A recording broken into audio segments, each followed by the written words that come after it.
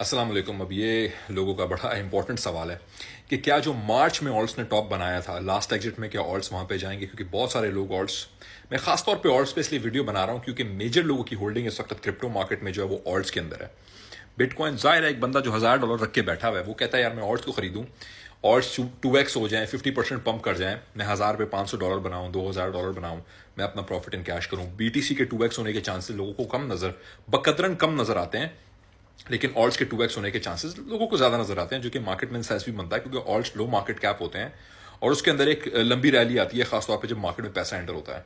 मार्च अप्रैल का टॉप भूल जाएंगे आप इंशाल्लाह। ऑल्ट जब रैली लेंगे तो ऑल्ट्स वहां पे जाएंगे जहां मार्च अप्रैल का टॉप आप भूल जाएंगे। याद रखें, क्यों मैं ये बात क्यों कह रहा हूं? मैं इसलिए नहीं कह रहा आप लोगों को ये बात मानने के लिए कि ट्रस्ट मी ब्रो साइंस, जो मैं कह रहा हूं इसको बस मान लो आंखें बंद करके। सवाल करो ये क्यों शारिक भाई ने बोला कि यार मार्च अप्रैल की रैली को आप भूलेंगे, जो रैली इंशाल्लाह ऑल्ट में ऑल्ट सीजन में आएगी।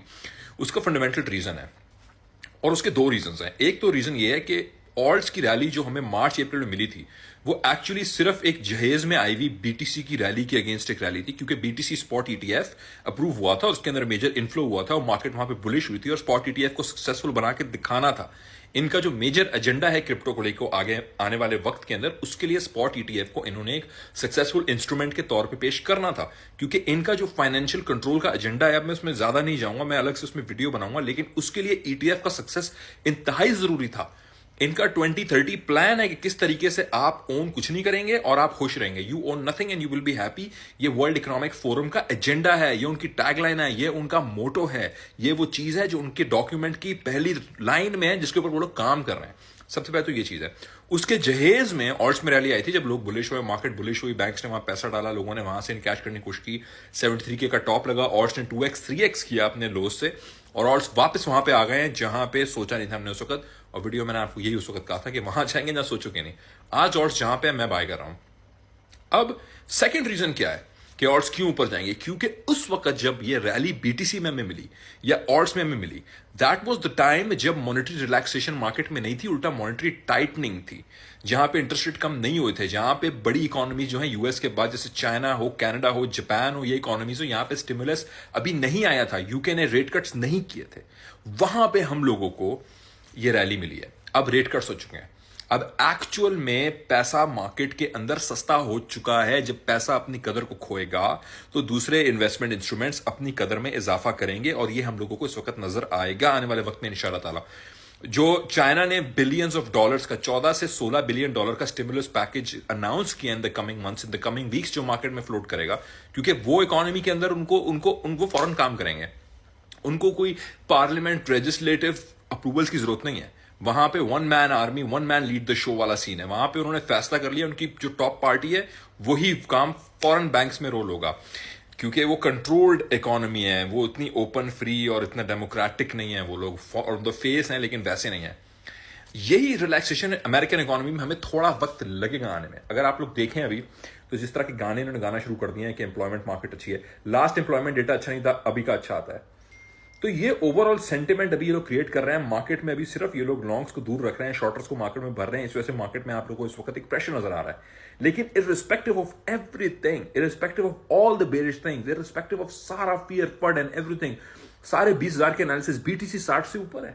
मैं एक वीडियो बना रहा हूं, बीटीसी 60 से ऊपर है और 60,000 और 73,000 में सिर्फ 10,000 का फर्क है, विच इज नथिंग। आप 10,000 को 60,000 से डिवाइड करें, it is nothing in terms of percentage. BTC यहां से 3 कैंडल्स में वहां जा सकता है और उसके बाद रैली लेंगे। जब बीटीसी 73K की टॉप को तोड़ेगा, वहां से ऊपर जाएगा, आपको ऑल्ट्स में वो रैली नजर आएगी जो आपको मार्च अप्रैल में नहीं आई थी नजर।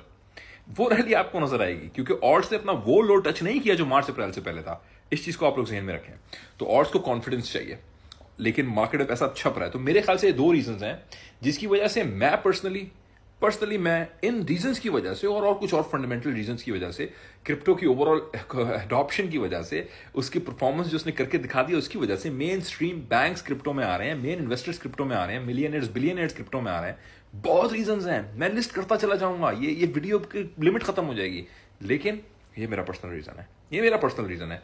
आप लोग मत करें इन्वेस्ट, आप लोग मत ऑल्ट होल्ड करें, बेशक आप अप्रैल मार्च के लेवल्स को ही टॉप समझें। मतलब क्या आप मेरे सवाल का जवाब दें, क्या आपको लगता है कि जो अप्रैल मार्च में जो भी इस वक्त टॉप हमें मिला है, क्या आप लोगों को लगता है अब दोबारा कभी मार्केट उस प्राइस पे नहीं जाएगी?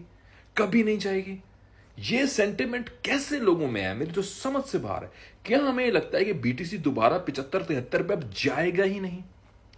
अगर तो आपको ऐसा नहीं लगता तो फिर आपको घबराने की बिल्कुल भी जरूरत नहीं है। फिर आपको वेट करने की जरूरत है, मार्केट के मॉनेटरी फंडामेंटल की पंपिंग के आने का वेट करने की जरूरत है आपको।